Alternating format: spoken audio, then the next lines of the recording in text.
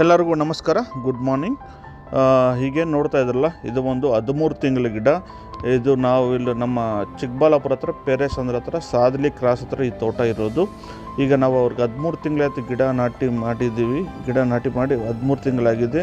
ಈಗ 13 ತಿಂಗಳಿಗೆ ಚೆನ್ನಾಗಿ ಹೂವು ಪಿಂದನು ಚೆನ್ನಾಗಿ ಬರ್ತಾಯಿದೆ.